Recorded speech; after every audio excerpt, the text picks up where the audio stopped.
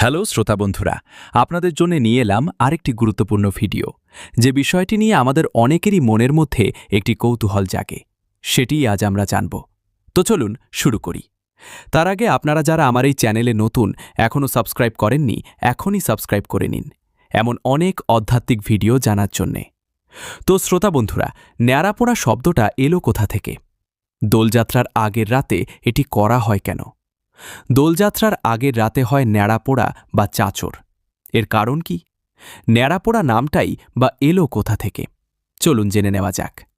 বসন্তের রঙের উৎসব দোলযাত্রা ঠিক আগের দিন সন্ধ্যায় বাংলার গ্রামগঞ্জে এবং শহরের আনাচে কানাচে খড়কুটো, বাঁশ আর শুকনো ডালপালা দিয়ে আগুন জ্বালানোর এক চিরাচরিত দৃশ্য চোখে পড়ে। একে আমরা বলি ন্যাড়াপোড়া বা চাঁচর। উত্তর ভারতে যা হোলিকা দহন নামে পরিচিত, বাংলায় তার রূপটি অনেকটা লৌকিক এবং কৃষিভিত্তিক।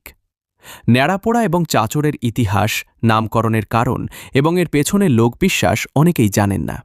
বিশেষ করে ন্যাড়াপোড়া শব্দ নিয়ে তো খুবই কৌতূহল আছে অনেকের মধ্যে। জেনে নিন কেন দোলযাত্রার আগে আগুনের এই উদযাপন হয়।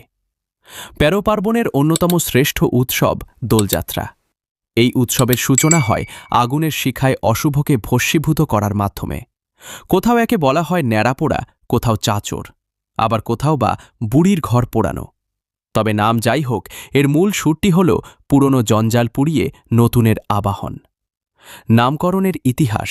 ন্যাড়াপোড়া এবং চাঁচর এই দুটি শব্দই বাংলার মাটির সাথে গভীরভাবে জড়িয়ে। ন্যাড়াপোড়া।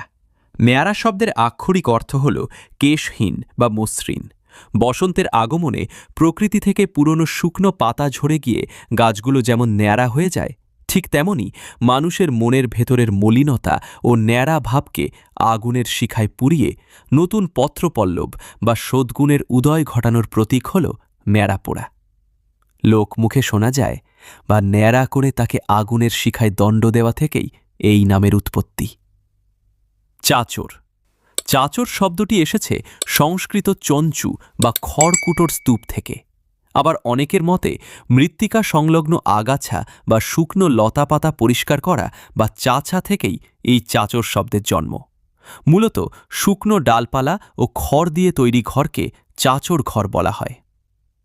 পৌরাণিক এবং বৈজ্ঞানিক উভয় দিক থেকেই এই প্রথার বিশেষ গুরুত্ব রয়েছে। ১. পৌরাণিক প্রেক্ষাপট। ভাগবত পুরাণ অনুসারে এই দিনেই ভক্ত প্রহ্লাদকে পুড়িয়ে মারার চেষ্টাকালে হিরণ্যকশিপুর বোন হোলিকা আগুনে দগ্ধ হয়ে মারা যান, আর বিষ্ণুর কৃপায় প্রহ্লাদ রক্ষা পান। এই ঘটনাটি অশুভ শক্তির বিনাশের প্রতীক। ২. ঋতু পরিবর্তনের প্রভাব। বসন্তকাল মানেই শীতের বিদায় এবং গরমের শুরু। এই সময় প্রকৃতিতে প্রচুর শুকনো পাতা ও ডাল জমা হয়। প্রাচীনকালে কৃষিভিত্তিক সমাজে মাঠ পরিষ্কার করার জন্য এই আবর্জনা পুড়িয়ে ফেলা হতো। আবার আগুনের ধোঁয়া পরিবেশে থাকা বসন্তকালীন অনেক ক্ষতিকর জীবাণু ধ্বংস করতে সাহায্য করে। শুদ্ধিকরণ। আগুনের ধর্ম হল পুড়িয়ে শুদ্ধ করা।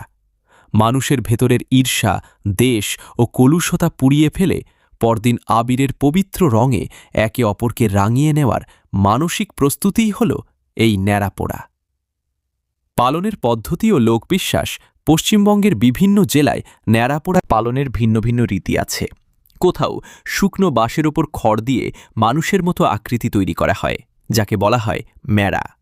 কোথাও আবার ভেড়া বা কুড়ে ঘরের আদল তৈরি করা হয়। আগুন জ্বালানোর পর সেই আগুনের চারদিকে প্রদক্ষিণ করে বলা হয়, আজ আমাদের ন্যাড়াপোড়া, কাল আমাদের দোল। পূর্ণিমাতে কৃষ্ণ নাচে, মুখে হরি বল। দগ্ধ হওয়া আগুন থেকে পোড়া খড় বা বাঁশ নিয়ে কৃষিজমিতে ছড়িয়ে দেওয়ার প্রথাও অনেক জায়গায় প্রচলিত, যাতে ফলন ভালো হয়। ন্যাড়াপোড়া বা চাঁচর কেবল একটি আগুনের উৎসব নয়, এটি আমাদের সংস্কৃতির এক অবিচ্ছেদ্য অঙ্গ। এটি আমাদের শেখায় যে নতুনকে বরণ করতে হলে পুরনো জঞ্জালকে ত্যাগ করতে হয়। আগুনের এই লেলিহান শিখা যেমন সমস্ত অন্ধকার গ্রাস করে নেয়, তেমনি দোল উৎসবের রং আমাদের জীবনে সাম্য ও মৈত্রীর বার্তা বয়ে নিয়ে আসে। তো শ্রোতা বন্ধুরা, ভিডিওটি কেমন লাগলো? ভালো লাগলে বা কিছু জানতে পারলে অবশ্যই শেয়ার করে দেবেন আপনাদের কাছের মানুষদের।